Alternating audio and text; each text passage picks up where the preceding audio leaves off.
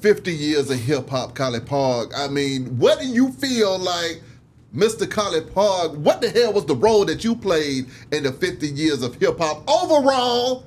And then I need you to bring it back into Atlanta too, sir.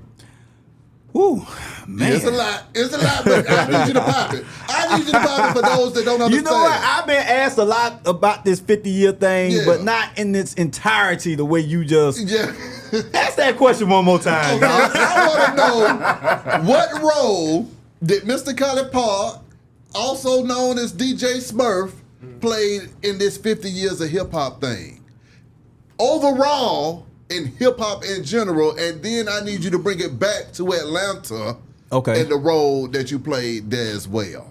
Okay, so let me go back to where it started. First of all, I started as a DJ. Yeah. So DJ Smurf Yeah. started as a DJ making mixtapes with one of the first mixtape crews out of Atlanta called the J Team. That's right. Shouts out to King Edward J. Shouts out to Lady DJ. Shouts out to Kizzy Rock. Shouts out to DJ Man. Shouts out to Player Puncho, and many others. That's right. Right. So we were the soundtrack of the city before rap was being played on radio. Facts. So let's start there. And from there, the music was booty shake. Come on now. Bass music, which started in Miami. That's right. Which we adopted. Come on you now. know what I mean? And I like to say Atlanta kind of commercialized it. Yeah. We were the first to kind of really find out how to market it to the masses as opposed to the underground. Well, shouts out to Luke. I wouldn't be here if it weren't for Luke. Yeah. And the 2 Live Crew.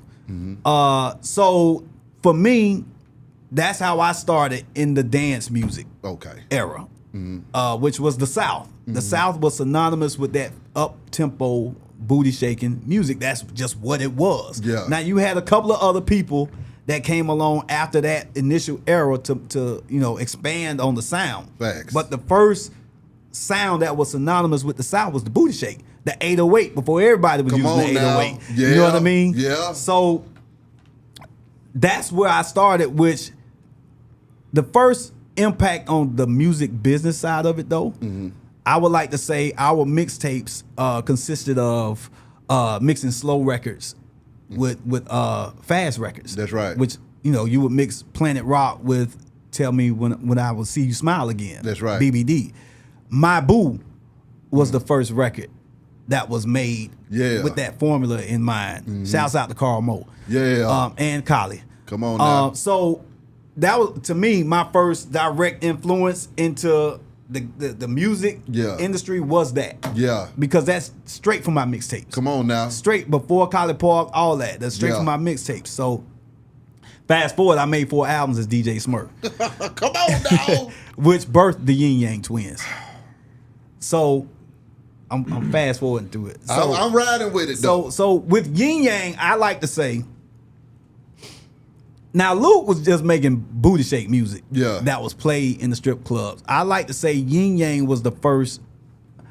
I don't like to say first because somebody gonna come along and say, nah, that wasn't the first, blah, blah, blah, blah. We popularized strip club / twerk music. Exactly. With Whistle While You Twerk.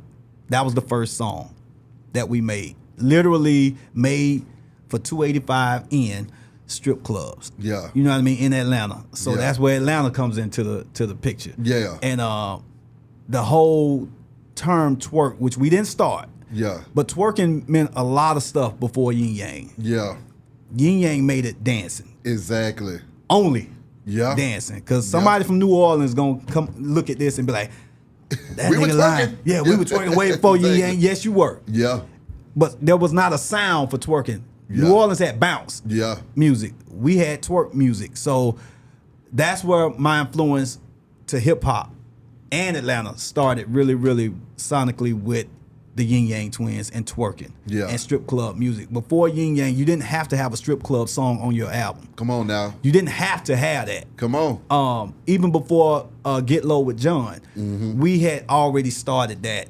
Whistle While You Twerk. Right. Yeah. And so that's where we started before we started getting into all the Soulja Boys and all that. Because I've been in this for so long. Shouts out to MC Shy D as well. Yeah.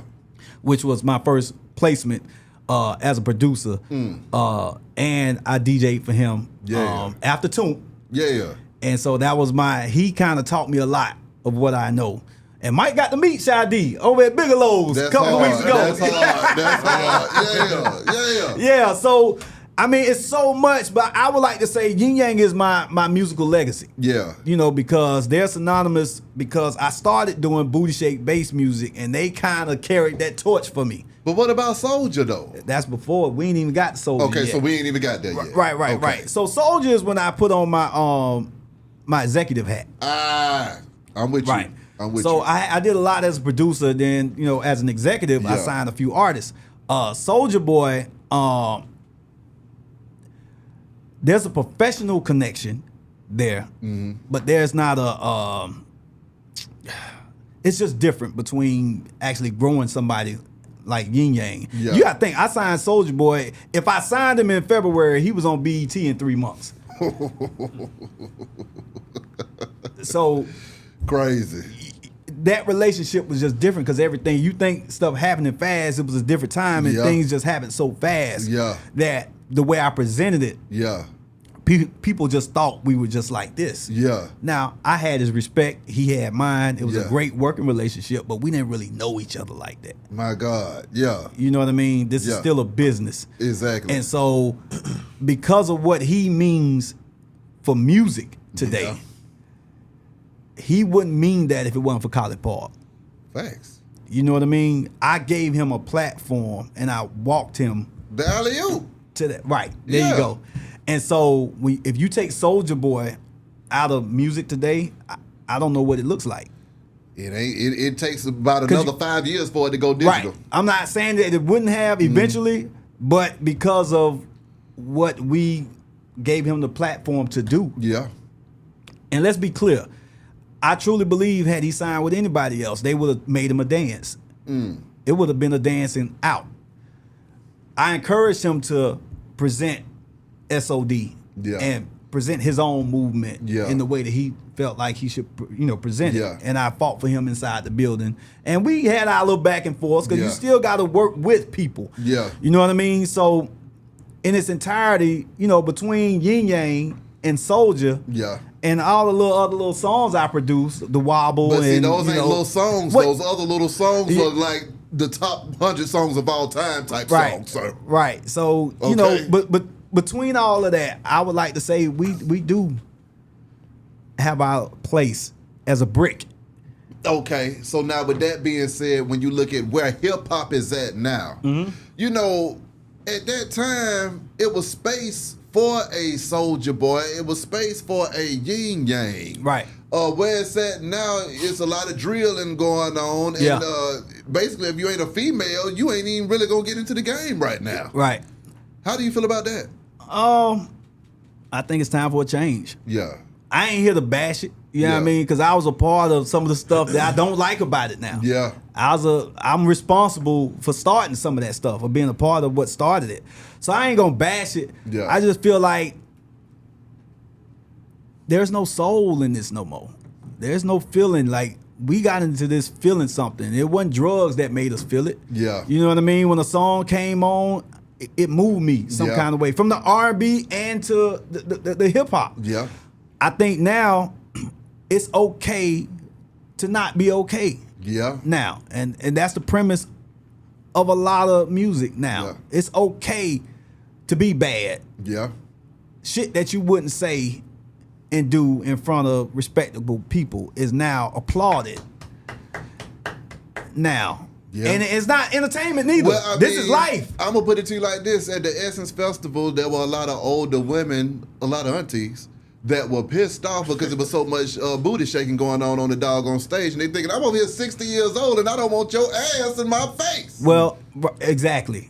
There is no line no more. Yeah. So where you had a Ying Yang twins, you had an Outcast. Yeah. Where you had an Outcast, you had a Luda. Come on. I just ran into David Banner. Come on now. So you had a variety. Where if we didn't want that at the Essence Fest, we could book these people. Come on. If we wanted that, we could book these people. But if we didn't, we could book these people. That's all it is now. Come on.